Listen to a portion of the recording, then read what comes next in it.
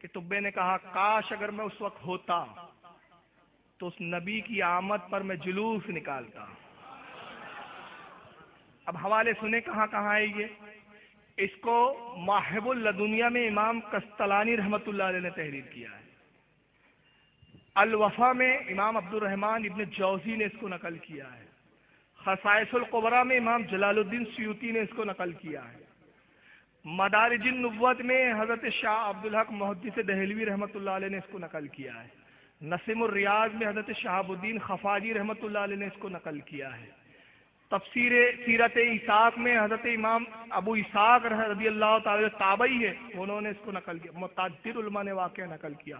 کہا اگر رسول کے دور میں ہوتا اور جب اس نبی کی ولادت ہوتی تو ان کی آمد میں خوشی میں ایک جلوس نکالتا. کیا ہوا کہ اس وقت میں نہیں رہوں گا.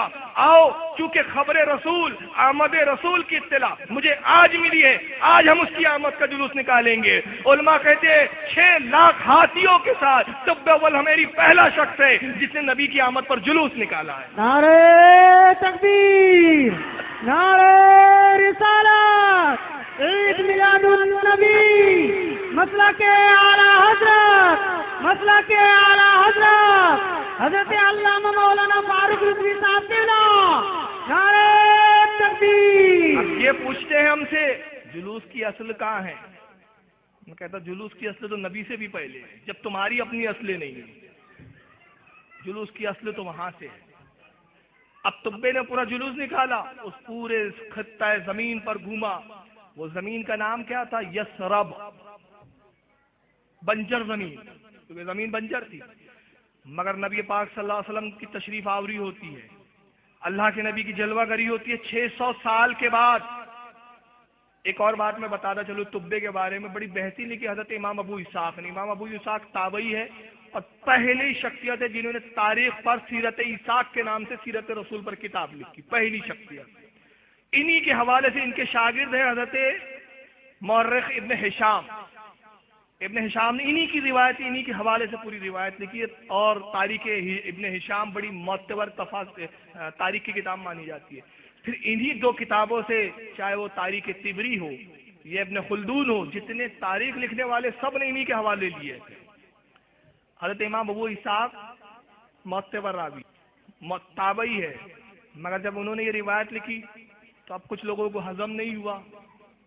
یار انہوں نے لکھ دی تو اب بریلیوں کے لیے ہاتھ میں تو بہت بڑا ہتھیار آ گیا کہ تابعی نے لکھا ہے. لکھا بھی کسی مولوی نے نہیں، تابعی، صحابی کو دیکھنے والا، صحابی کا شاگرد. اب کیا کرو؟ ابو اسحاق ضعیف ہے، ان کے ہاں جو ان کے کھوپڑی میں نہیں آتی وہ ضعیف ہو جاتی ہے. تو ابھی میرے پاس موقع نہیں ہے کیونکہ میرا موضوع نہیں ہے اسماء و رجال. ابھی اس پر بھی بحث کرو تو بڑا مزہ آتا ہے حالانکہ مجھے، لیکن ابھی موضوع نہیں ہے. بس ایک اشارہ کروں، ہمارے جماعت کے بہت بڑے ذمہ دار عالم جن کا وصال ہو چکا ہے، حضرت مفتی شریف الحق صاحب امجدی علیہ رحمہ، انہوں نے مقالات شارح بخاری کے نام سے ان کی پہلی جلد دیکھے آپ. اس میں حضرت اسحاق کتنے سچے اور ثقہ راوی ہے پوری اس پر گفتگو اور تفصیل بیان کی ہے اور ثابت کیا کہ ابو اسحاق تابعی ہے اور بہت معتبر مورخ ہے یہ. تو بہرحال ابھی موضوع نہیں ہے. تو ابو اسحاق کیا لکھتے ہیں وہ بتا دیتا ہوں، بڑا پیاری بات ہے اور اس سے بھی کچھ نتائج نکل جائیں گے انشاءاللہ. تو اول حمیری جب یمن لوٹا، اپنے ملک واپس آیا، تو یہ کس مذہب کے ماننے والے تھے؟ یہ آتش پرست تھے، آتش پرست، آگ کی پوجا کرنے والے. اور اس کے محل میں خود ایک آگ کا لاوا چلتا تھا، 24 گھنٹے آگ روشن رہتی تھی. جیسے کہ آج بھی پارسی جو کہلاتے وہی آتش پرست ہے، یعنی مجوسی بھی جن کو کہا گیا. اور خود میرے بستی سے کچھ دور میں ان کی بستی بھی ہے ناگپور میں. تو میں تو گیا نہیں کبھی، لیکن جو دوست تعلقاتی ہیں مطلب ان سے سنا کہ 24 گھنٹے ان کے ہاں وہ آتش کدے میں آتش جلتی ہے، آگ جلتے رہتی ہے، آگ کو بجھنے نہیں دیتے کیونکہ یہ آگ کو خدا مانتے ہیں. بہت بڑا علاوہ جلتا رہتا تھا. جب طبہ پہنچا اپنے محل میں تو اس نے تمام اپنے علماء کو جمع کیا جو یمن میں موجود تھے. اب یہ علماء کی جماعت تو اسلام رسول اللہ کی محبت میں غائبانہ ایمان لا چکی تھی. کیوں؟ طبے کا انجام دیکھ چکی تھی، اللہ کے گھر کی اہمیت اور اس کی عظمت سے واقف ہو چکی تھی. مگر وہ تو ابھی بھی مشرک تھے، مجوسی دین اختیار کیے ہوئے تھے اور آپ کو خدا تسلیم کیے ہوئے تھے. جب طبہ پہنچا اس نے پورا محل میں جلسہ عام لیا اور کہا کہ لوگوں میں نے اپنا مذہب بدل لیا ہے. آگاہ ہو جاؤ میں اس خدا کا ماننے کا قائل ہو گیا ہوں جو آگ کا بھی خالق ہے، آگ کا بھی پیدا کرنے والا ہے، یہ آگ تمہاری معبود نہیں ہو سکتی۔ علماء نے سازش کی، کہا کہ جب یہ دین بدل چکا اور ہمارے عقیدے کے مطابق یہ کافر ہو گیا، نکل گیا ہمارے دین سے، یہ ہمارا بادشاہ نہیں رہ سکتا، اس کو تخت سے اتارو۔ ایک پورا فوج میں ماحول بنایا گیا اور یہ علماء بستی بستی جا کے گھومتے اور لوگوں کو ورگلاتے کہ ہمارا بادشاہ جو ہے وہ کافر ہو گیا، دین سے پھر گیا، اپنے مذہب سے پھر گیا، تخت پہ ہم اس کو بیٹھنے نہیں دیں گے۔ طب اول حمیری خبریں آتی تھی، طب اول حمیری خاموش ہوتا، وزیر حکم دیتے کہ ان غداروں کو پکڑا جائے، سزا دی جائے، وہ کہتا پورا ملک ہی میرے خلاف ہے، کس کس کو سزا دوں؟ انتظار کرو، اللہ جو بہتری چاہیں گا وہ انشاءاللہ فرمائیں گا۔ یہ صبر کر رہا ہے، ضبط کر رہا ہے۔ موقع یہ آیا کہ پورے کسانوں کو، کاروباریوں کو، لوہاریوں کو، جتنے عام کام کریں سب کو انہوں نے جمع کر کے ایک فوج ترتیب دی اور پلان بنا کے طب اول حمیری پہ حملہ کیا جائے۔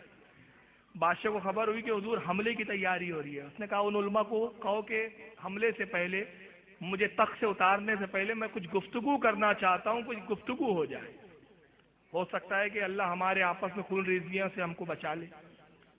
علماء سے کہا گیا، وہ علماء کہا ٹھیک ہے، کیا گفتگو کرنا چاہتے ہو، کیا کہنا چاہتے ہو؟ ایک ہی راستہ ہے صرف گفتگو کا، راستہ یہ ہے کہ اپنے دین مجوسی پہ لوٹا۔ کہا وہ تو مرنے تک نہیں ہوں گا۔ جب محمد پہ غائبانہ ایمان لا چکا، بات ختم ہو گئی۔ کہا پھر گفتگو ہو نہیں سکتی۔ کہا بس ایک گفتگو کرنے کے لیے بلایا ہے۔ کتنے سالوں سے اس آگ کو پوج رہے ہو؟ کہا صدیوں سے، برسوں سے، نسل در نسل پوچھتے آ رہے ہیں۔ کہا میں بھی پوچھتا تھا تمہارے ساتھ، میرے باپ دادا بھی پوچھتے تھے، مگر میں نے اس خدا کا کلمہ پڑھ لیا جو اس آگ کا خالق ہے۔ آؤ میں تمہیں مباہلے کا چیلنج کرتا ہوں، اگر تمہارا دین سچا اور میرا دین سچا ہے، ہم دونوں اس آتش کدے میں کود جائے، جو زندہ نکل جائے وہی حق پر ہے۔